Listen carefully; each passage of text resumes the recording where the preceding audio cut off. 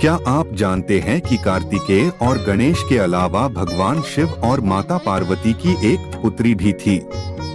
जी हाँ, हर कोई शिव पुत्रों के विषय में जानता है, किंतु बहुत कम लोग यह जानते हैं कि कार्तिकेय और गणेश की एक बहन भी थी, जिनका नाम अशोक सुंदरी था।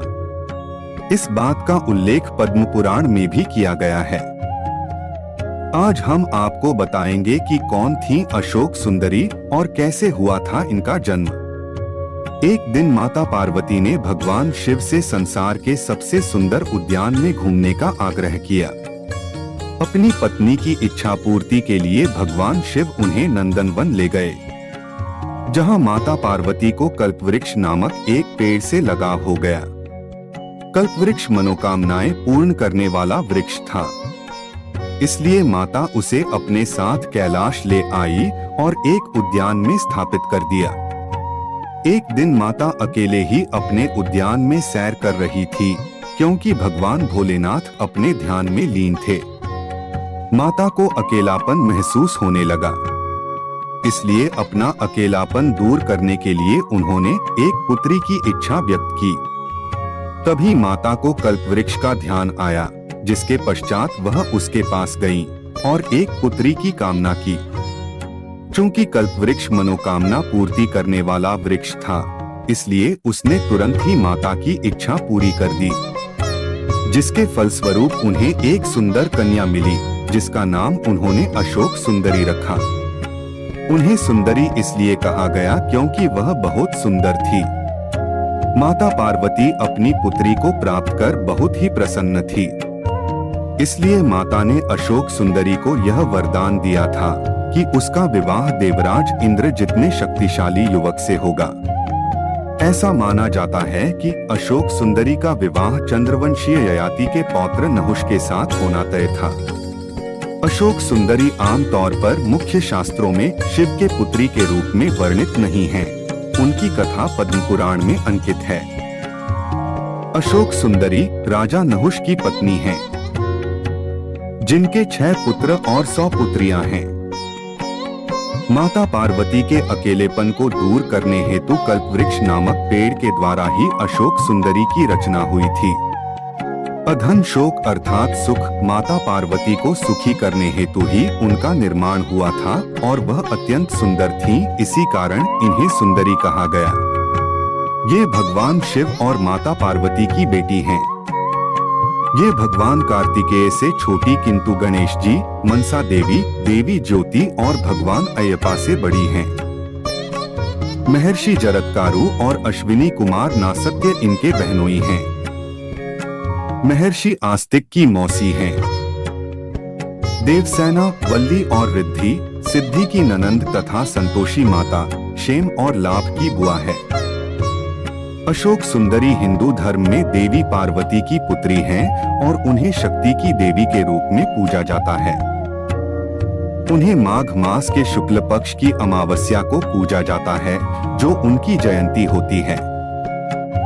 इस दिन उन्हें भक्तों द्वारा श्रद्धापूर्वक पूजा जाता है, ताकि समस्त समस्याओं से मुक्ति मिल सके। इस पूजा को करने से भक्त की इच्छाएं पूरी होती हैं और उन्हें दुर्गा माँ की कृपा प्राप्त होती है।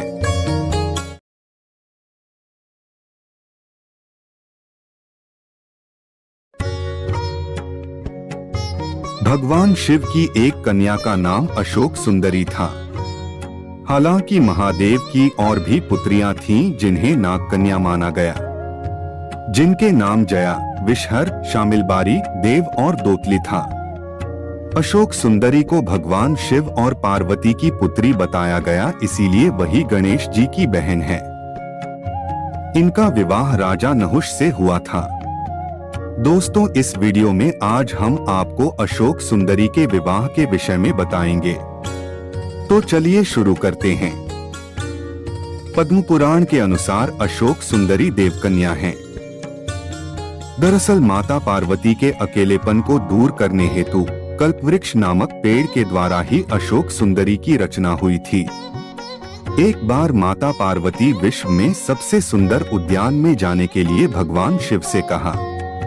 तब भगवान शिव अपनी पत्नी पार्वती को नंदनवन ले गए। वहां माता को कल्पवृक्ष से लगाव हो गया और वे उस वृक्ष को लेकर कैलाश आ गईं। कल्पवृक्ष मनोकामना पूर्ण करने वाला वृक्ष है। पार्वती ने अपने अकेलेपन को दूर करने हेतु उस वृक्ष से यह वर मांगा कि उन्हें एक कन्या प्राप्त हो। तब कल्पवृक्ष द्वारा अशोक सुंदरी का जन्म हुआ। माता पार्वती अपनी पुत्री को प्राप्त कर बहुत ही प्रसन्न थी। इसलिए माता ने अशोक सुंदरी को यह वरदान दिया था कि उसका विवाह देवराज इंद्र जितने शक्तिशाली युवक से होगा। ऐसा माना जाता है कि अशोक सुंदरी का विवाह चंद्रवंशीय राजा नहुष के साथ होना तय था। एक बार अशोक सुंदरी अपनी दासियों के साथ नंदनवन में विचरण कर रही थी, तभी वहां हुंड नामक राक्षस आया, जो अशोक सुंदरी की सुंदरता से मोहित हो गया और उसने अशोक सुंदरी के सामने विवाह का प्रस्ताव रखा। लेकिन अशोक सुंदरी ने अपने वरदान और विवाह के बारे में बताया कि उनका विवाह नहुष से ही होगा। यह सुनकर राक्षस ने कहा कि वह नहुष को मार डालेगा। ऐसा सुनकर अशोक सुंदरी ने राक्षस को शाप दिया कि जा दुष्ट, तेरी मृत्यु नहुष के हाथों ही होगी। यह सुनकर वह राक्षस घबरा गया। तब उसने राजकुमार नहुष का अपहरण कर लिया, लेकिन नहुष को राक्षस हुंड की एक दासी ने बचा लिया। इस तरह महर्षि वशिष्ठ के आश्रम में नहुष बड़े हुए और माता पार्वती द्वारा दिए गए वरदान के कारण उन्होंने हुंड का वध किया। इसके बाद नहुष तथा अशोक सुंदरी का विवाह हुआ।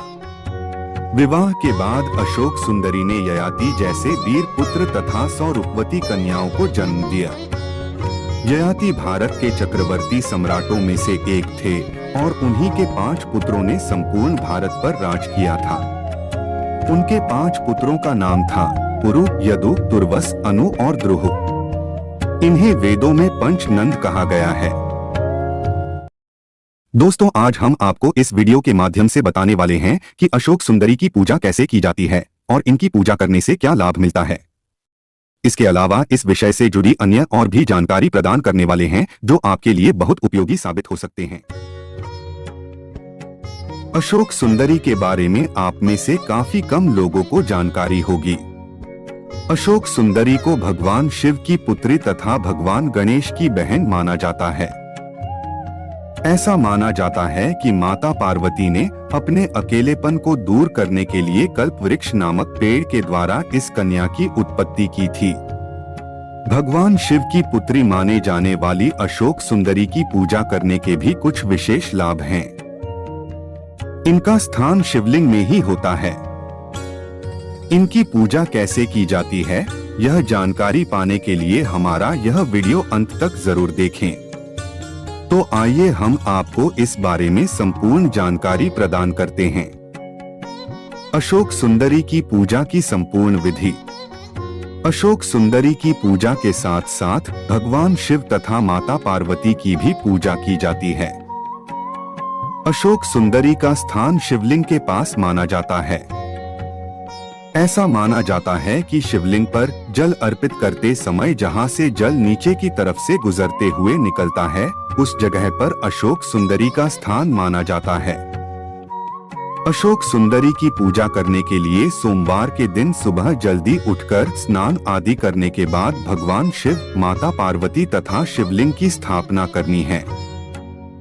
इसके पश्चात शुद्ध घी का दीपक जलाएं और पुष्प आदि अर्पित करें। साथ साथ शिवलिंग पर भी पुष्प आदि अर्पित करें, क्योंकि अशोक सुंदरी का स्थान शिवलिंग में होता है।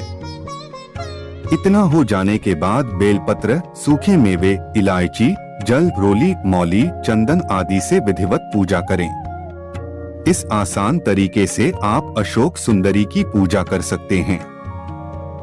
पूजा पूर्ण हो जाने के बाद शिव परिवार से मनोकामना पूर्ति की प्रार्थना करें।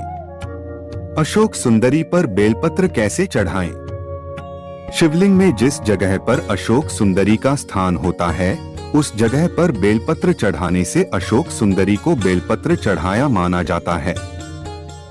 अगर आप किसी व्यक्ति को पैसा उधार दे रहे हैं और आपको उस व्यक्ति पर भरोसा नहीं है कि आपका पैसा वापस आएगा या नहीं, तो ऐसे व्यक्ति को पैसा देने से पहले अशोक सुंदरी के नाम का एक लौंग खा लें। उसके पश्चात उस व्यक्ति को पैसा देने से आपका पैसा अवश्य ही वापस आएगा।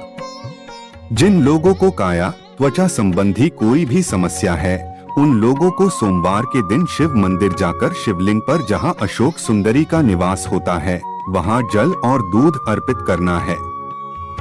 उसमें से थोड़ा जल और दूध अपने घर पर लेकर आना है और नहाने वाले पानी में डालकर उस पानी से स्नान करना है। ऐसा करने से त्वचा से संबंधित रोग मिट जाएगा। हम उम्मीद करते हैं कि आज का हमारा यह वीडियो आपके लिए उपयोगी साबित हुआ होगा। यह जानकारी आपको कैसी लगी हमें कमेंट बॉक्स में अवश्य बताएं।